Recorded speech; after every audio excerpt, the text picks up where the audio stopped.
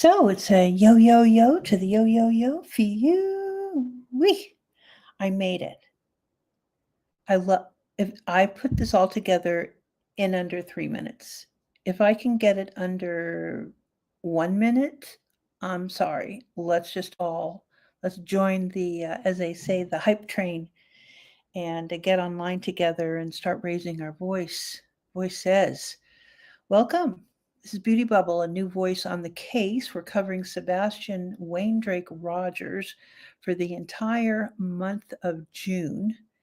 And let me tell you, you have responded, and I have taken the responsibility on.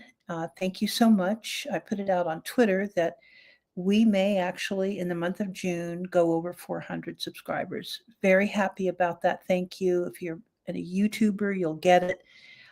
If it makes never mind to you, I'm still very much grateful to your trust. It's not easy to hit that subscribe button. I don't subscribe to everybody. Certainly, I don't subscribe to everyone in true crime. I go there on my own as I see fit, typing in their channel name and so forth. It's kind of easy to remember my name, but it might not be so hard to recall that it's just the red dot. If anyone's asking about the red dot, this is to symbolize a market indicator that I created years ago and called Ruby. And so in those days on Google, we had all sorts of things. We had Google Hangout and all these really very cool tools that we could use. So coming on to YouTube, I just said, I'll just make it a red dot. And that's what I did. It was easy for the traders to remember. It's just a red dot because it really didn't matter what I look like or what my persona was so much, except for that I spoke about Ruby a lot all day long, every day. Chart Chat Connect for the win. Thank you for all of those wonderful times that I spent with YouTubers that were interested in the market. And then from there came the Bitcoin. And that is all history, long, old history. You can go back into my YouTube channel and see what it was all about. In the meantime, what we'll do is make sure that we can all hear each other. I know we have the music going, so let's see. Oh, yeah. Okay, so we're good. New things happening today are the Nightbot. So we will be testing the Nightbot. You'll be seeing a lot of posts actually in the chat. Don't worry about it. If you are here earlier when I schedule the live and you see it pop up on YouTube, know that more than likely I'm working on the setup and any other like features that I can add to make it a little bit smoother, a little bit better for all of us. And in the day, I used to have the Nightbot. I share recipes. I use the Nightbot for all sorts of what I thought were fun things to do. So Nightbot is up and running, and I will make commands. There's a command right now that shows you the fair use credit for where the media that I'm sharing is coming to you. Maybe you're watching it on your phone and you don't get to see the upper header and the banner and you're like, where did Beauty get this? It will give you the credit for the Next Star Media, which is WKRN in this particular case. The changes that we made today were really around the description. What I've done is put up a kind of a pre-chapter layout. Also, yesterday you knew that at the 7-minute mark that we would be doing our channel shill. So that sort of, join the channel, subscribe to the channel, where to find me on the other social platforms, what the yip yap of the day was, and that sort of thing will kind of happen at the 7-minute mark after the intro. And I'm trying to think. Yeah, we'll get a little piece of the news in, and then 7 minutes in, you'll hear me do the yip yap on on the channel. So we're returning really back to where we were yesterday. I've gone a little bit more forward. I'm not going to hit it right on the mark because there's so much news to cover. So we'll go ahead and add the fellow to the screen. The audio seems to improve as it goes down with the interview. Notice in the very beginning of this interview, it was very soft. Nothing that I can do about that, but it seems to me that maybe they had another mic on board when the other officer, the EMA guy, came on to the in the frame. You'll see him speak in just a moment. So we're just going to get right into it. I do want to do the normal thing, which is that who's Sebastian Rogers? What's Sebastian Rogers? We'll go right to the FBI, the Federal Bureau of Investigation, Sebastian Wayne Drake Rogers. They issued their missing person flyer February 26th, 2024. And the flyer detailed him missing from Hendersonville, Sumner County, Tennessee.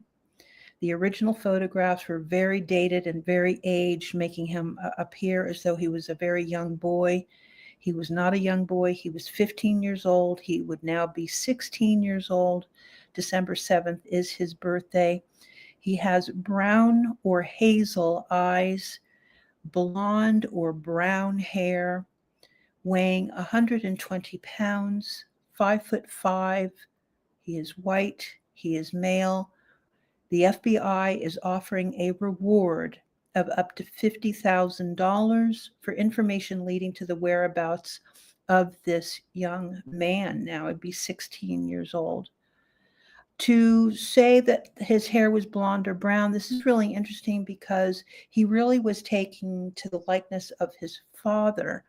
His mother is red-haired, light-skinned, very, very pale, with red hair, and it seems to be that that's a family trait. She wasn't just kind of, the redhead of the family. There were many redheads, and yet his father presents as very, very dark, super dark, bushy type of eyebrows, very dark hair, and so in age progression, some of the work that I've done is it's actually showing him with much darker hair. Also, you'll notice in the first photograph over at the FBI poster that you'll notice a little bit of chin hairs coming in as well. I would think that his beard would be much more fuller. You can, if you see pictures of his father, you'll know what I mean. The likelihood that he would have facial hair is very high. The remarks that the FBI made had him have ties to Clarksville, Tennessee, which is just up the road. This is where the father lives. The details read, Sebastian Wayne Drake Rogers was last seen on February 25th in the area of Stafford Court in Hendersonville, Tennessee, more properly a subdivision, I believe, called Victoria Place. It might be Victoria Place, 2 or 1, or because it's been a subdivision that's been built over time. He was wearing a black sweatshirt, black sweatpants, and black square-framed glasses. Sebastian has medical conditions, including autism, that may impair his ability to return safely without assistance. And then it goes on to say, if you have any information concerning, and all of this is coming out of the field office of Nashville. His disappearance, basically a vanishing of this young boy, had the state of Tennessee mounting the largest manhunt in the state's history. So we are talking every sort of manner to find him. The interview that we're going to be listening to actually is the day after, just the day after, and where they were at with the case. So we'll get just right into it. And we have been live for 10 minutes. Okay, so 3 minutes past. If you are so inclined, what I would love for you to do and what you should do is subscribe to the channel. Thank you so much. I also have a public face over on Twitter, as Beauty Bubble, and you'll see the avatar. That's my Mew Mew avatar, my drawing. And so you'll want to follow me over there as well. I'm posting with a very kind of freedom of thought way. My posts can appear a bit cryptic because I'm really just using Twitter to make sure that I recall. For me, it's a great search engine, a great recall vehicle over there. So you want to check that out if you're over on Twitter. Okay, and let's just get started, shall we? Outside agencies as well. I mean, what's been going through your mind? Well, I think Director Widener said it best. Every time we debrief and talk about what we've done, we're asking, what ideas do you guys have? Because, I think I'm a pretty good law enforcement officer, but I'm not the smartest guy in the room, and I know that. So if someone's got an idea, and we've had some pretty good ideas come up, and we're gonna try everything we can. So keeping an open mind and doing anything we can to find Sebastian. And then I also am told that he might be on medications as well due to his being on the autistic spectrum. What is that kind of looking like, and is that kind of upping the danger of the situation? It definitely increases the volatility of the situation. Okay, medications. Oh man, this took a while, didn't it, to find out about the medications. He's saying that it adds to the volatility of the situation. Medicine was there. Yeah, well, let's listen to it again. The danger of the situation. It definitely increases the volatility. It increases the volatility of the situation. The medicine was there, obviously, to treat his autism. So his medicines were there, meaning at the house. How he responds to that once the medicine is out of the system, and how he responds to it once the medicine is out of the system. Not my expertise, but I do know that it's going to have a negative effect on him. Okay, so there we go. The medicines that he was on, I mean, you don't have a negative effect if you're taking, baby aspirin. We got a very kind of garbled utterance from the father talking about the medicines. And there was a lot of, in that part of this panel, may have been an interview, but I think it was just a panel discussion. People just, like, what medicines was he on? I don't really know. He was on this and that and that and this. And if you listen back, you can actually kind of decipher the medicines that he was on. I put a post about this over on my Twitter ages ago. And let's see if I can find it more quickly. And just give me a moment. So he would have been, there's the top. I think I would have done it this way.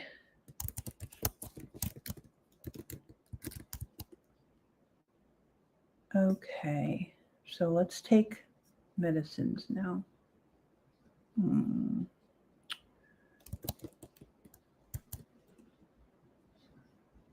Oh man. Oh, I know why.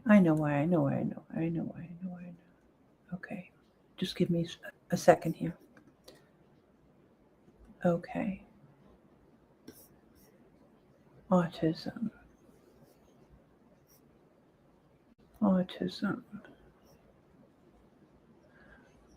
We know that he suffered at birth from the 6q27 chromosomal deletion syndrome. That was according to Seth. And that had been from birth.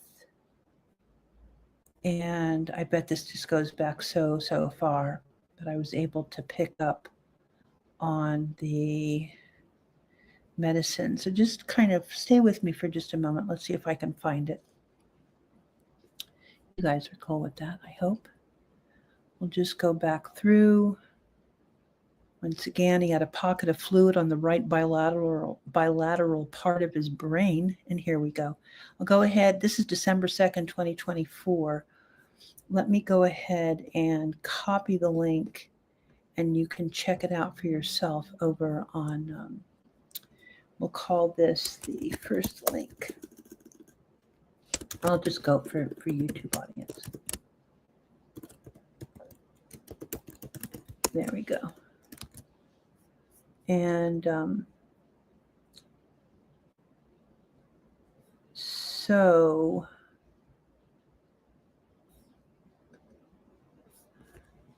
he was diagnosed with ODD and autism.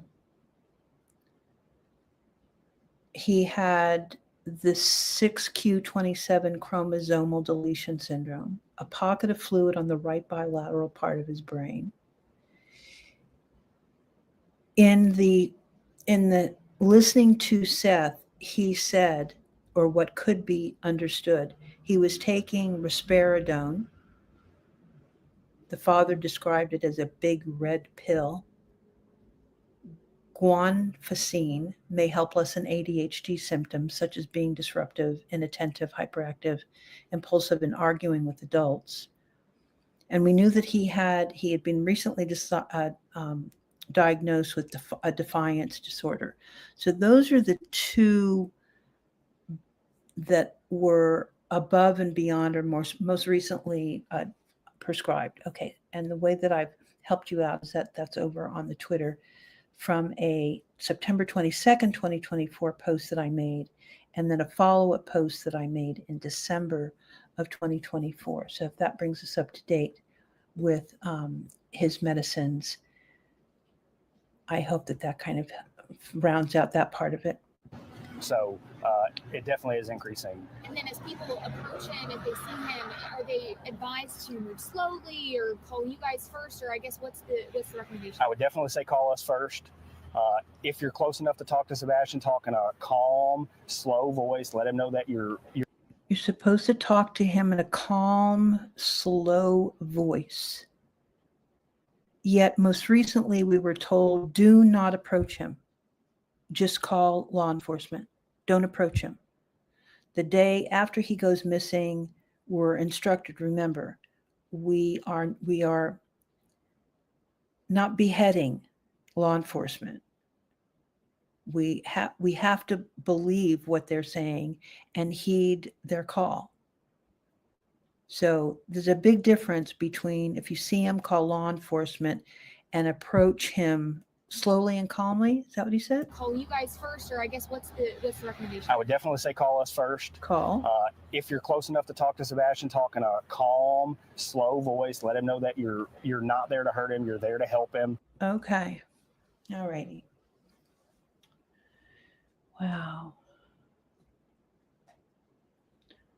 Why would this child think that you're approaching him and you're not there to hurt him?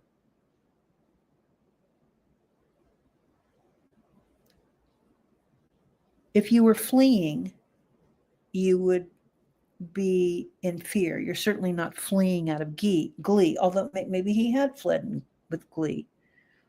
Maybe he did.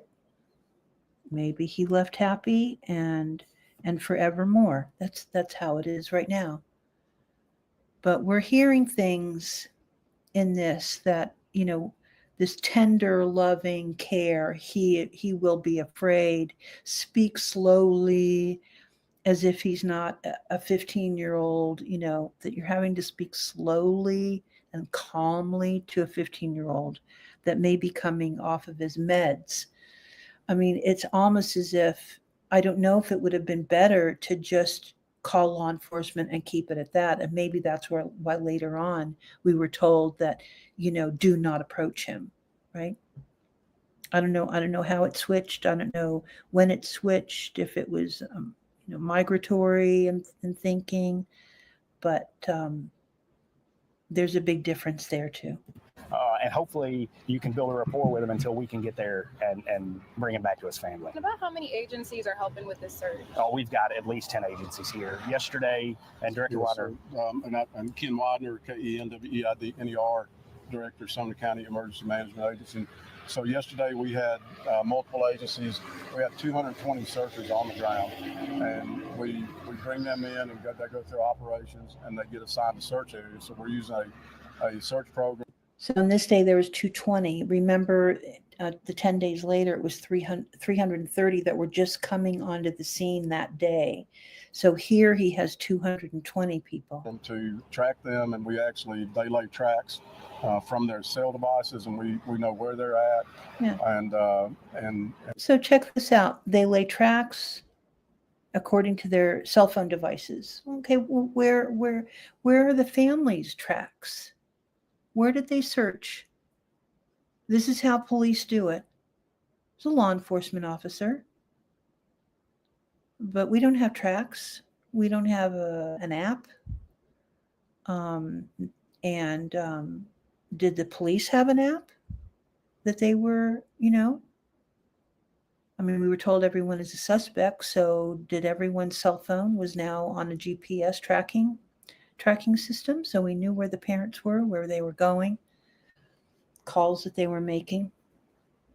Here we go. And they complete those search areas, they come back, and they get reassigned, or we reassign them when they're in the field. So today we'll get a count on that, but I'd say we're over 150 searchers on the ground today, and multiple agencies, and THP helicopter, and I'm not sure what the chief went over, Metro's helicopter, TBI fixed wing, over 10 drones. We've got 12 K9 teams here, 12 K9 teams.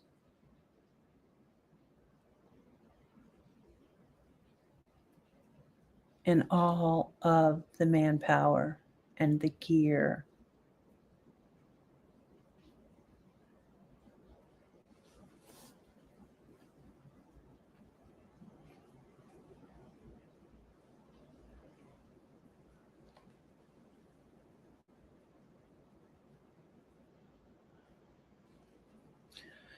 Oh man, okay, let's keep going.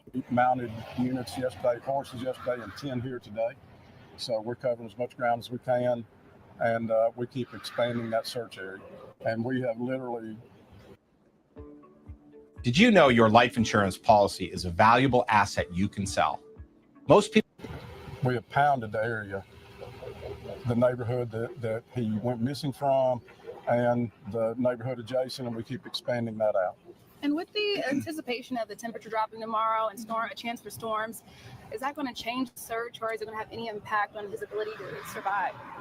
We're concerned about the weather because we don't know exactly what he's dressed in, and we could have some flurries tomorrow. And the storms, so the wet, and you lose body temperature 30 times faster when you're wet than when you're dry in the air or in water. And so we're concerned about that, and the chance that we could have flurries tomorrow and those dropping temperatures. So we'll continue to work with drones and FLIR, and we've actually utilized tactical teams, SWAT teams, the county ERT, and night vision that our operators have, and they've been in the field for many hours at nighttime. Yeah, that was my next question. How do you guys operate these searches at night? I know last night it got dark pretty soon, and it's going to get dark pretty soon here today again. How does those searches go in, and how do you keep those effective? Yeah, flashlights, FLIR, and night vision. Yeah. I'll say we do change our tactics based on the weather. So last night we did that. Not ready yet to describe exactly how we did that because we may have to apply that again tonight or tomorrow night. Yeah. And then at this point, what you were kind of talking about it earlier with the body kind of going to shock with these low temperatures. And you guys have originally said 2 mile perimeter just because that's as far as usually someone will walk. But are you expecting at this point he'll be tired, exhausted, sleeping? I mean, I guess what are you kind of estimating here? Teenagers are resilient. We're really hoping he has enough clothes on to stay warm, and we think that when he gets fatigued, he should rest. And he apparently doesn't sleep a lot at night, and he's more active at night. And okay. So he couldn't sleep as a baby. He grows up. He ends up not sleeping well at night, and he just said that he was more active at night. Teenagers are resilient. We're really hoping he has enough clothes on to stay warm. There goes the whole thing about that he may have had layers on, take the wet layer off. Maybe you've still got a couple dry layers underneath. And we think that when he gets fatigued, he should rest. And he doesn't, apparently doesn't sleep a lot at night. Yeah, doesn't sleep apparently. Apparently, he doesn't sleep a lot at night. Never heard that, except for the father speaking of him as a young child. Did you guys hear this? I haven't heard any content creator speak of his sleeping patterns as a teenager. And he's more active at night. And he's more active at night. Active doing what? He's more active at night.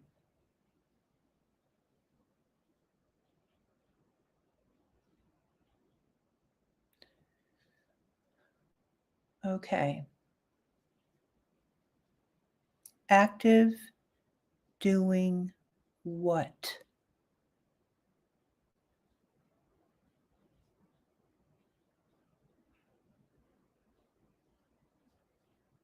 We heard that he had a chore, that was his chore to take out the trash.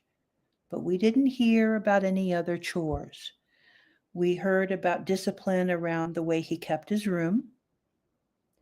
And he's more active at night, cleaning his room, cleaning the dog cages, washing the car, vacuuming the screens on the screened-in porch, cleaning the barbecue,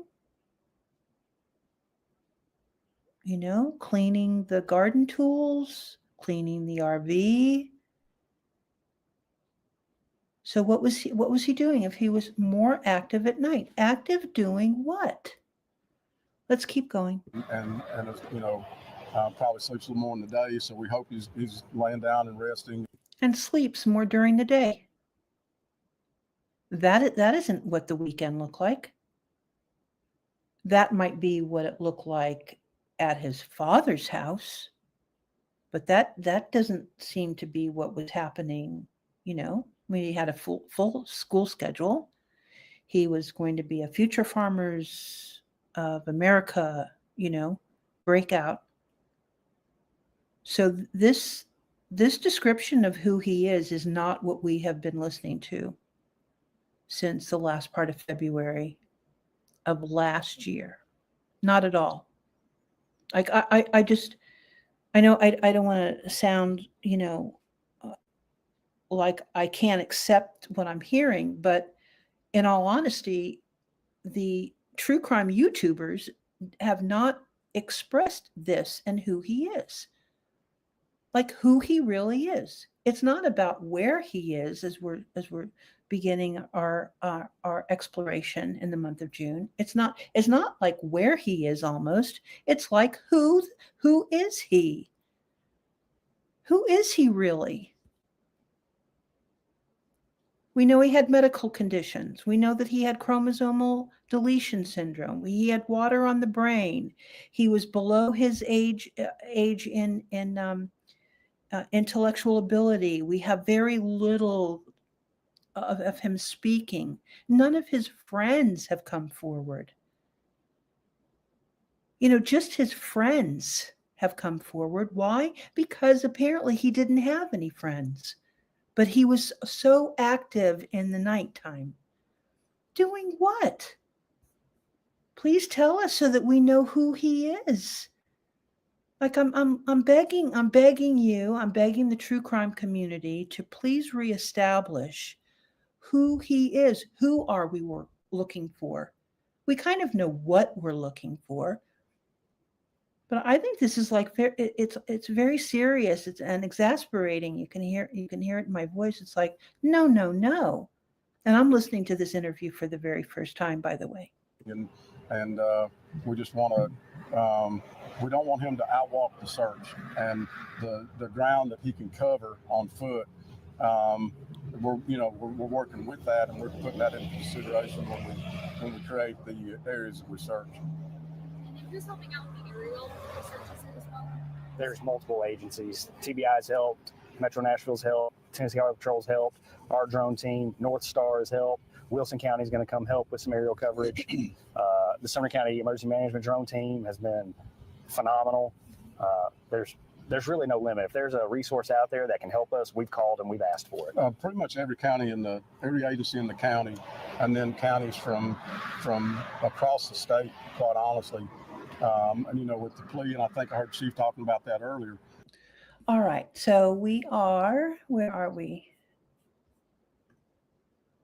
We are 30 minutes in. So we're going to go ahead and we're going to bring it down and close up the banners.